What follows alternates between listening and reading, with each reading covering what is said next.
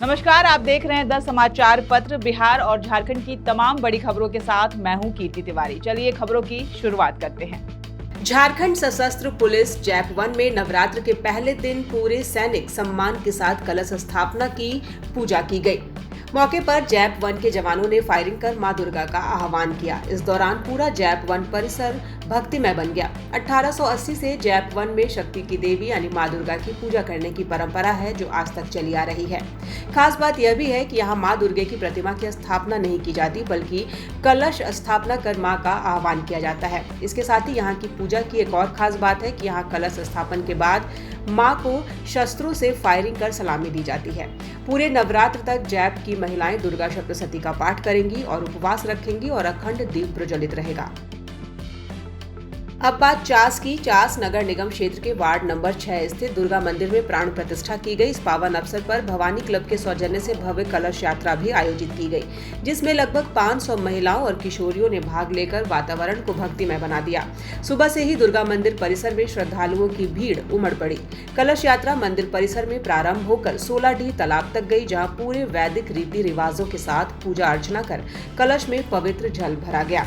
इसके बाद यात्रा जोधाडीह मोड़ होते हुए पुनः यज्ञ स्थल लौटी। पूरे मार्ग में भजन कीर्तन और मां दुर्गा के जयकारों से माहौल गुंजायमान रहा।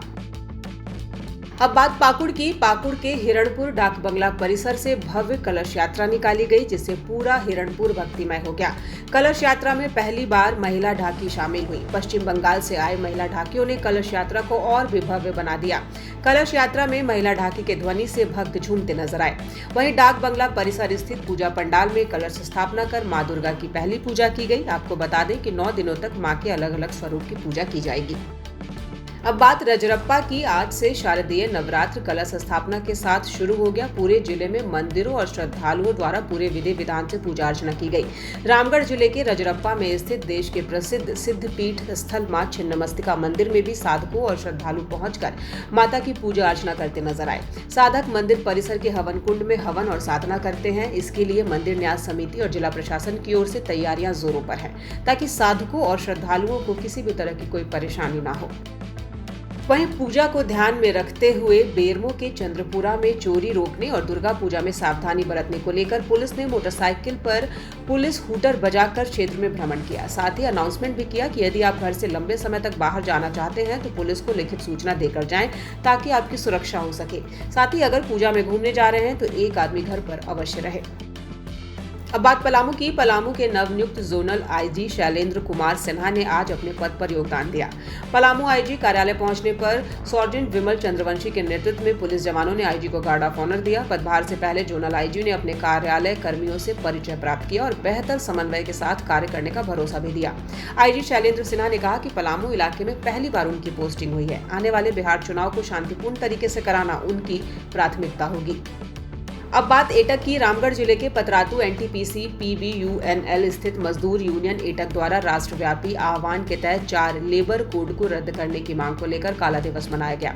वहीं एनटीपीसी मजदूर यूनियन एटक सचिव कामरेड मनोज कुमार महतो ने कहा कि आज ही के दिन 22 सितंबर 2019 को ही भारत के संसद में 3 श्रम संहिता यथा औद्योगिक संबंध सहित सामाजिक सुरक्षा संहिता, व्यावसायिक सुरक्षा, स्वास्थ्य और कार्य हालत संहिता विपक्षी सांसदों की अनुपस्थिति में संसद में प्रस्तुत कर बिना बहस के पास कराकर राष्ट्रपति की स्वीकृति और हस्ताक्षर के बाद अधिसूचित करा दिया गया। भारत के इतिहास में यह काला दिवस के रूप में दर्ज है। श्रम संगठन चारों श्रमिक श्रम संहिता को निरस्त करने की मांग पर लगातार संघर्ष कर रहे हैं। इसलिए 22 सितंबर को राष्ट्रव्यापी काला दिवस आयोजन कर श्रम अधिकारों की रक्षा का हम संकल्प ले रहे हैं। अब बात कुर्मी आंदोलन की। रामगढ़ जिले के बरकाकाना में आदिवासी समाज द्वारा कुर्मी आंदोलन के खिलाफ विशाल मोटरसाइकिल जुलूस निकाला गया, जिसमें सैकड़ों मोटरसाइकिल पर सवार होकर आदिवासी समाज ने मोटरसाइकिल जुलूस निकाला। यह जुलूस गोविंद बेदिया की अध्यक्षता में पतरातू प्रखंड भुरकुंडा, देवरिया, मतकमा, लादी, चिकोड़, निम्मी, पाली, बारीडीह क्षेत्र का भ्रमण करता नजर आया। जुलूस के माध्यम से कहा गया कि कुर्मी द्वारा एसटी में आने की मांग सरासर गलत है। इसमें आदिवासियों के मान और अधिकार का हनन होगा।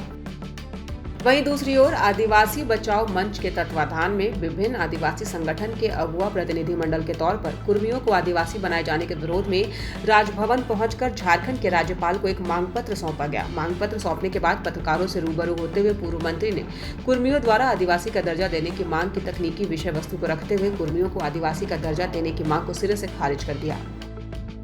अब बात लातेहार की। लातेहार जिले के मनिका प्रखंड अंतर्गत जेरुआ ग्राम में करोड़ों रुपए की लागत से बनाया गया प्राथमिक स्वास्थ्य केंद्र जेरुआ खुद ही मूलभूत सुविधाओं से वंचित है।